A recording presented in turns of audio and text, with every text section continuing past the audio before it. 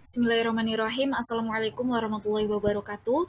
Perkenalkan, nama saya Adelia Sofia Anjani, NIM 201400047. Di sini saya akan menjelaskan tentang perbedaan sistem geometri dan transformasi geometri. Nah, yang pertama, apa sih sistem geometri itu? Sistem geometri merupakan salah satu sistem dalam matematika yang diawali oleh sebuah konsep pangkal, yakni titik. Titik kemudian digunakan untuk membentuk garis, dan garis akan menyusun sebuah bidang. Pada bidang akan mengonstruksi macam-macam banyak bangun datar dan segi banyak. Jenis-jenis geometri itu ada 5. Yang pertama ada geometri bidang. Geometri bidang yaitu mempelajari tentang garis, kurva, sudut, dan poligon dalam bidang. Yang kedua yaitu geometri bangun ruang. Apa sih geometri bangun ruang? Geometri bangun ruang yaitu mempelajari tentang kerucut, bola silinder, dan kurva polihedra dalam ruang 3 dimensi. Yang ketiga ada geometri diferensial, yaitu aplikasi kalkulus dalam geometri untuk mempelajari sifat-sifat lokal dari kurva. Nah, yang keempat ini ada geometri deskriptif, yaitu teknik matematika yang digunakan untuk mendeskripsikan hubungan geometris dari permukaan 3 dimensi pada suatu permukaan bidang. Nah, yang terakhir yaitu geometri analitik. Geometri analitik yaitu aplikasi metode aljabar pada geometri di mana garis-garis dan kurva-kurva dinyatakan dalam persamaan aljabar. Nah, sekarang kita akan membahas transformasi geometri. Apa sih transformasi geometri itu? Langsung saja kita ke pembahasannya ya. Transformasi geometri adalah suatu proses perubahan bentuk dan letak suatu bangun geometri dari posisi awal ke posisi lainnya. Hal tersebut dinotasikan dengan posisi awal X, Y menuju ke posisi lain X aksen, Y aksen. Selanjutnya yaitu jenis-jenis transformasi geometri. Di sini ada 4 jenis. Yang pertama ada translasi atau pergeseran, yang kedua ada rotasi atau perputaran, yang ketiga yaitu refleksi atau pencerminan, dan yang terakhir ada dilatasi atau kesebangunan. Yang pertama kita akan membahas translasi atau pergeseran. Apa sih translasi itu? Translasi dalam geometri terjadi jika setiap titik pada bangun datar berpindah melalui jarak dan arah tertentu, sehingga menyebabkan setiap bangun yang terletak pada bidang tersebut juga akan digeser dengan jarak dan arah tertentu. Jadi, translasi itu yang berubah hanya posisinya saja, bentuk dan ukuran bidangnya masih tetap sama. Selanjutnya yaitu rumus translasi. Rumus translasi adalah bayangan titik A, X, Y oleh translasi AB adalah A aksen, X plus A, Y plus B, di mana A, X, Y sama dengan titik koordinat awal, A sama dengan pergeseran ke kanan plus ke kiri minus, yang B sama dengan pergeseran ke atas plus ke bawah minus, dan yang terakhir A aksen X, Y adalah bayangan titik A. Kemudian di sini adalah contoh soal dari translasi. Soalnya adalah hasil translasi titik P1 3,-2 oleh T1 dilanjutkan dengan T2, T2 2,1. Nah, mari kita bahas yaitu misalkan T1 A, B, maka T2 plus T1 sama dengan A plus 4 B plus 1. Selanjutnya perhatikan proses translasi berikut. P1 dan P1 itu mencari nilai A.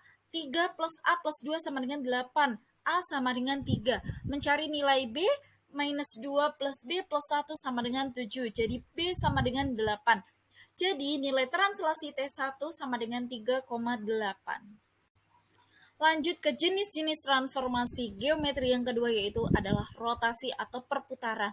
Rotasi atau perputaran adalah sebuah perputaran pada bidang datar yang ditentukan oleh suatu titik pusat rotasi, arah rotasi, dan besar sudut rotasi.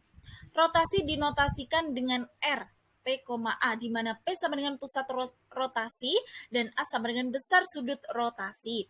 Sudut rotasi berada di antara garis yang menghubungkan titik asal dengan pusat rotasi, sehingga menghubungkan titik bayangan dan pusat rotasi. Arah putaran searah dengan putaran arah jarum jam disepakati sebagai arah negatif minus A, sedangkan arah putar jarum jam yang berlawanan adalah arah putar positif atau A positif. Nah, berikut ini adalah rumus dari rotasi atau perputaran. Titik awal P A, B besar sudut rotasi 0,90 derajat, titik bayangan P aksen yaitu P aksen min B, A. Begitupun sampai bawah, P A B dengan besar sudut rotasi 0, minus 270 derajat, titik bayangan P aksen yaitu minus B, A. Selanjutnya kita menuju ke contoh soal. Hasil transformasi pencerminan terhadap sumbu Y adalah A, X, Y dirotasikan kepada sumbu Y A aksen, X aksen, Y aksen sama dengan minus X, Y.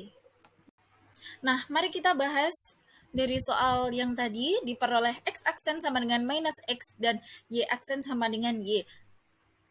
Selanjutnya, substitusikan kedua nilai yang diperoleh pada persamaan X min 2Y min 2 sama dengan 0. X min 2Y min 2 sama dengan 0, min X aksen min 2Y aksen min 2 sama dengan 0. Substitusikan nilai X aksen sama dengan Y2 aksen dan Y aksen sama dengan minus X2 aksen pada persamaan minus X aksen minus 2Y aksen minus 2 sama dengan 0. Nah, setelah dikalkulasikan ketemulah 2X2 aksen minus Y2 aksen plus 2 sama dengan 0. Jadi hasil pencerminan rotasi X min 2Y min 2 sama dengan 0 terhadap sumbu Y dan kemudian diputar dengan R O 0,90 derajat adalah 2X minus Y plus 2 sama dengan 0. Yang ketiga adalah refleksi atau pencerminan. Refleksi atau pencerminan merupakan suatu transformasi yang memindahkan titik bidang lewat sifat bayangan suatu cermin. Perubahannya akan ditentukan dengan jarak dan titik asal ke cermin yang sama dengan jarak cermin ke titik bayangan. Pencerminan bersifat isometris, artinya berukuran tetap atau sama. Bangun hasil atau bayangan kongruen dengan bangun asalnya. Garis akan menghubungkan titik asal dengan titik bayangan yang tegak lurus terhadap cermin, sehingga garis-garis yang terbentuk akan saling sejajar.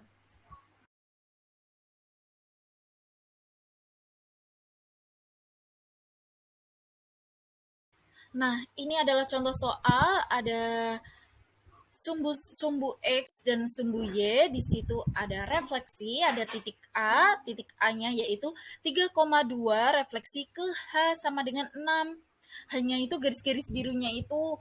Nah, sekarang X sama dengan 2H min K sama dengan 12 min 3 sama dengan 9. Ini diperoleh dari rumus yang tadi kita bahas. Nah, terus kita ke Y sama dengan bernilai tetap sama dengan 2, sehingga refleksinya adalah 9,2.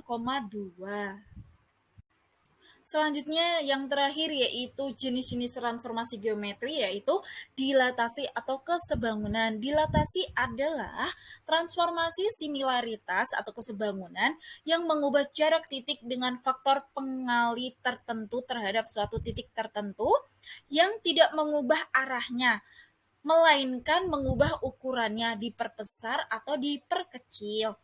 Pusat dilatasi adalah faktor skala atau titik tertentu dilatasi. Dilatasi dinotasikan dengan D, P, K, di mana P sama dengan pusat dilatasi dan K adalah faktor skala. Semua garis melalui pusat dilatasi. Invarian terhadap sebarang dilatasi adalah K tidak sama dengan 0. Jika K lebih dari 1, bangun hasil diperbesar dari ukuran semula, dan jika K kurang dari 1, bangun hasilnya akan diperkecil. Berdasarkan koordinat titik A, X, Y akan dilatasikan dengan faktor skala K terhadap pusat 0,0 dan pusat A, B. Kemudian ini adalah rumus dari dilatasi. Dilatasi P, X, Y dengan pusat O 0,0 dengan faktor skala K. Dilatasi titik P, X, Y dengan pusat A, B dan faktor skala K. Rumusnya seperti ini, teman-teman semua bisa melihat. Selanjutnya yaitu contoh soal. Contoh soal dari dilatasi. Tentukanlah bayangan titik A 1,2 bila dilatasikan dengan skala 2 dan pusat O 0,0 dilanjutkan dengan dilatasi skala minus 3 dan pusat O 0,0. Jadi, X aksen 2, Y aksen 2 sama dengan K2 00 K2, K1 00, K1 dikali XY, terus dimasukkan angkanya tadi, jadi minus 3 0 0 3 2 0 0 2 1 2, minus 6 0 0 minus 6 1 2, jadilah 6, minus 6, minus 12. Jadi diperoleh bayangannya setelah dikalkulasikan yaitu A aksen 2 minus 6, minus 12. Jadi itulah perbedaan dari sistem geometri dan transformasi geometri dari jenis pengertiannya aja sudah beda. Yang tadi sudah kita bahas. Mungkin itu saja yang dapat saya sampaikan, kurang dan lebihnya saya mohon maaf yang sebesar-besarnya. Apabila ada saran kritik boleh banget langsung disampaikan ke saya. Terima kasih. Wassalamualaikum warahmatullahi wabarakatuh.